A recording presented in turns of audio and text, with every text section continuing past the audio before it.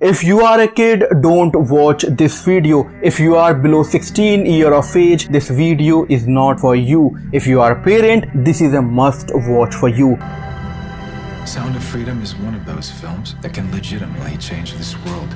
So we want to ignite a fire in audiences and open their eyes to the dark reality of millions of children that need our help. Let's make this film a historic event and the start, the end of child trafficking. Theaters across this country are already selling out. Pre-order your tickets today and you can send the message that God's children are no longer for sale.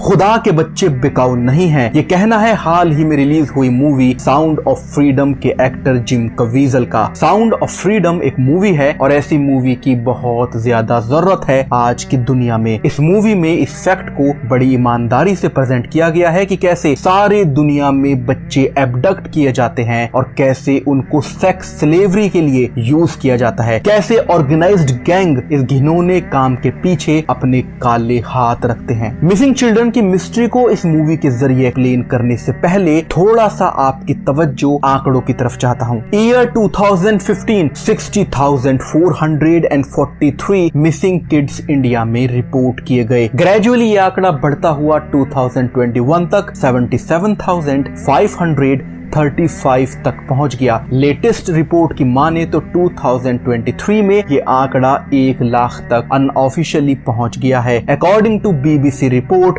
1 child in India goes missing in every 8 minutes. Missing children सिर्फ India की ही problem नहीं है, बल्कि पूरी ही दुनिया में हर साल लाखों बच्चे गायब कर दिए जाते हैं। I tried to search statistics for Bangladesh and Pakistan but failed, क्योंकि बांग्लादेश एंड पाकिस्तान के ऑफिशियल स्टैटिस्टिक्स गवर्नमेंट ने रिलीज नहीं किए। In United State of America year 2019 में 4,21,394 बच्चे गायब हो गए। 1 out of 10,000 missing children found not alive. In United States of America, a child goes missing in every 90 minutes. In European Union year 2019 में गायब हुए बच्चों की गिनती 2,50,000 थी। गायब हुए बच्चों में से ज्यादातर को किसी अनजान गिरोह ने किडनैप किया था और 9% केसेस में किसी रिश्तेदार ने।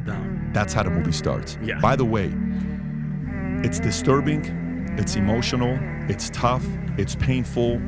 At the end, Jim Caviezel gives a message.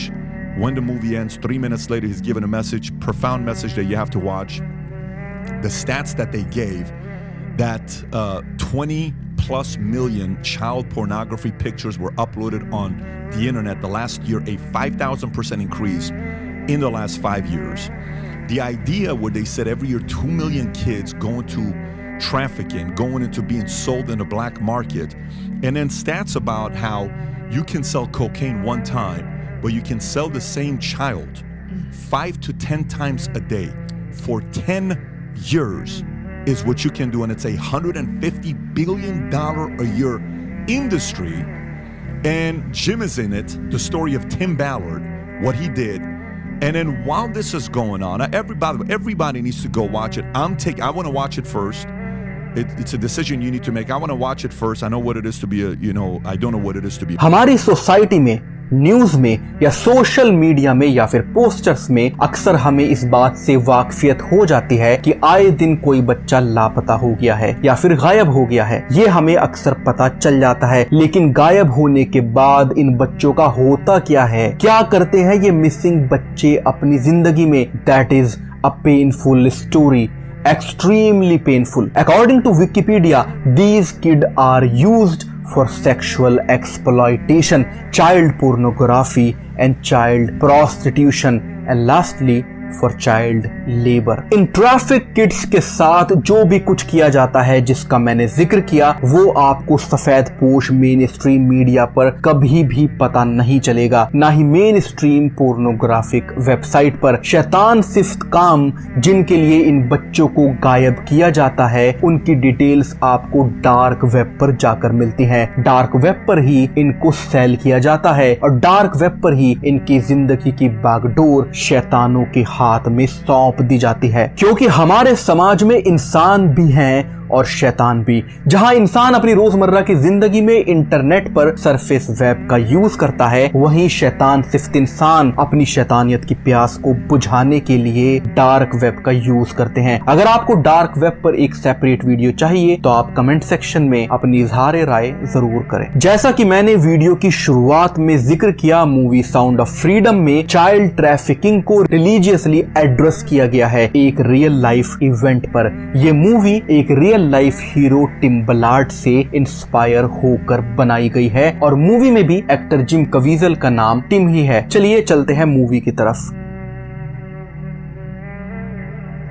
Movie की शुरुआत होती है फादर रॉबर्टो से, जिसके 2 बच्चे हैं, मिगोल अ बॉय एंड रोकियो अ गर्ल। आगे जाकर यही 2 बच्चे सेक्स स्लेवरी के लिए एब्डक्ट किए जाएंगे। Giselle a former beauty queen Roberto को बोलती है कि तुम्हारे बच्चे चाइल्ड मॉडल बन सकते हैं और आगे चलकर मूवी स्टार भी। फादर रॉबर्टो लालच में आ जाता है। गिजेल दोनों बच्चों को फोटो शूट के लिए ले जाती है और रॉबर्टो को शाम में बच्चों को वापस से पिक करने के लिए बोलती है। रॉबर्टो शाम में खुशी खुशी बच्चों को पिक करने के लिए आता है and boom they are gone. उसको पता चलता है कि उसके बच्चे सेक्स स्लेवरी के लिए बेच दिए गए हैं। सीन शिफ्ट होता है। टिम बलार्ड एक स्पेशल एजेंट है होमलैंड सिक्योरिटी इन्वेस्टिगेशन एजेंसी का और उसका मेन काम है उन लोगों को अरेस्ट करना जो चाइल्ड पोर्नोग्राफी में इंडल्ज है। टिम बलार्ड एक ट्रैप सेटअप करता है एक वांटेड क्रिमिनल अर्नेस्ट के लिए। वो अपने घर में चैन से बैठा फाइल डाउनलोड कर रहा था, तभी एजेंट्स उस पर हमला कर देते हैं और अर्नेस्ट को गिरफ्तार कर लिया जाता है। टिम बलार्ड अब तक लगभग 300 ऐसे क्रिमिनल को अपने करियर के अंदर पकड़ चुका है जो चाइल्ड पोर्नोग्राफी में इंडल्ज हैं, लेकिन आज तक वो एक भी बच्चे को बचा नहीं पाया, जिसका उसे बहुत गिल्ट है। पुलिस का एक तरीका होता है इंफॉर्मेशन निकलवाने का, जिसमें वो बिना टॉर्चर किए क्रिमिनल के ट्रस्ट को अर्न करते हैं। टिम क्रिमिनल अर्नेस्ट का ट्रस्ट अर्न करने के लिए उसको बताता है कि वो भी पहले एक प्रेडेटर ही था। टिम का तरीका काम कर जाता है और अर्नेस्ट उसको मिगोल के बारे में, जो कि रॉबर्टो का बेटा है जिसको एब्डक्ट किया गया था, उसकी लोकेशन के बारे में बता देता है। इंफॉर्मेशन मिलते ही टिम मैक्सिको बॉर्डर पर पहुंच जाता है, जहां उसको मिलता है आर्ल बुचनैन, जो कि मिगोल का खरीदार है। वो बॉर्डर क्रॉस कर रहा था मिगोल के साथ। मिगोल को रेस्क्यू कर लिया जाता है। मिगोल टिम को फ्लैशबैक में जाकर बताता है कि कैसे उसको और उसकी सिस्टर रॉकियो को एब्डक्ट किया गया था और रॉकियो अभी भी गायब है। मिगोल एक नेकलेस भी टिम को दिखाता है जिसको उसकी सिस्टर रॉकियो ने दिया था। मिगोल को उसके फादर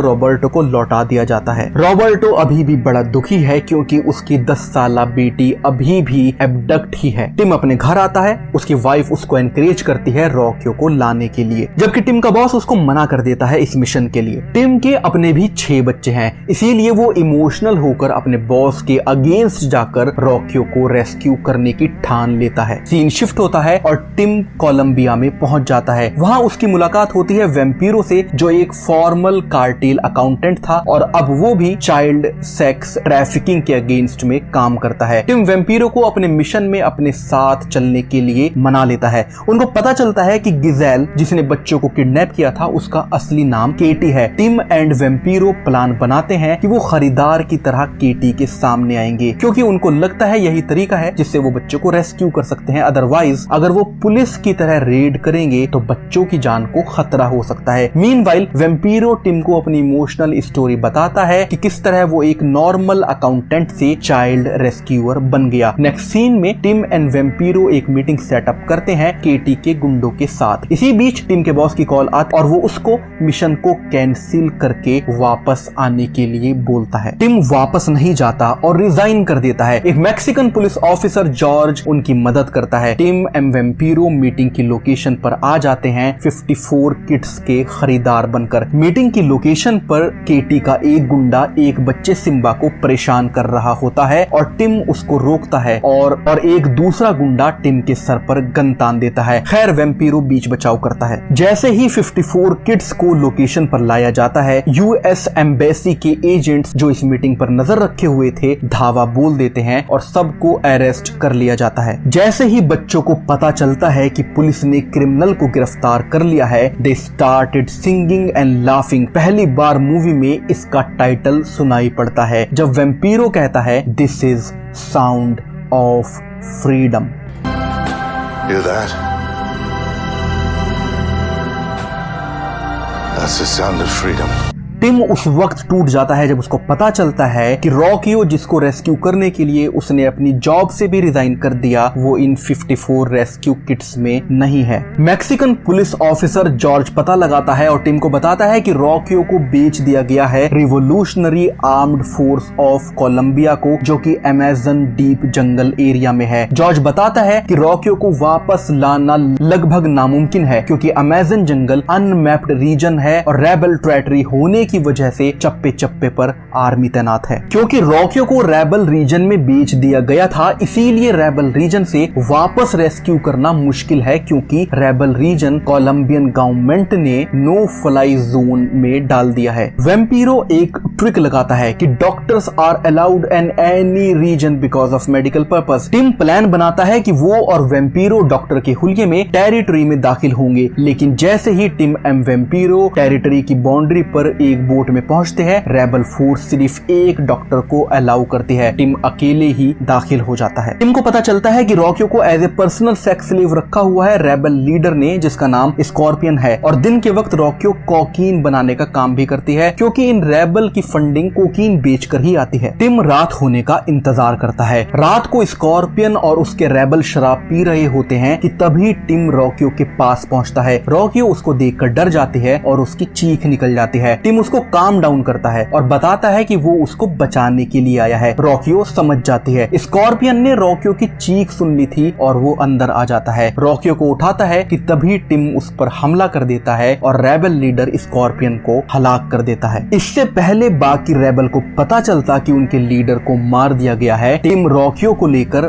बोट यूज करते हुए निकल जाता है। वैम्पीरो उसका इंतजार कर रहा होता है और रेस्क्यू मिशन सक्सेसफुल हो जाता है। हॉस्पिटल में रॉकियो को टिम के अलावा उसके फादर रॉबर्टो भी मिलते हैं और टिम उसको वो नेकलेस भी देता है जो मिगोल ने उसको दिया था। फैमिली रीयूनाइट हो जाती है। रॉकियो के नगमे के साथ पर्दा गिरता है। अजीजों, मूवी की एंडिंग हमेशा हैप्पी ही होती है, लेकिन जिंदगी की लाखों बच्चों को हर साल गायब कर दिया जाता है और सेक्स स्लेवरी, चाइल्ड पोर्नोग्राफी के शैतानी जाल में फेंक दिया जाता है। अजीजों, ये मूवी एक रियल लाइफ इंसिडेंट पर बेस है, लेकिन सब बच्चों की किस्मत रॉकियो और मिगोल जैसी नहीं होती, ना ही रियल लाइफ हीरो बलाड जैसे ज्यादा लोग इस दुनिया में हैं। अजीजों, हम उस दुनिया में रहते हैं जहां पर शैतान और उसके हवारी पर्दे के पीछे से शैतान के सारे काले कारनामों को अंजाम देते हैं। शैतानियत से भरे हुए लोगों को रोकना आम इंसान के बस की बात नहीं है, but awareness is the basic of every problem. इसीलिए हक वर्सेस बातिल चैनल आपको ऐसी वीडियो बनाकर अलर्ट करने की कोशिश करता है। आप अपना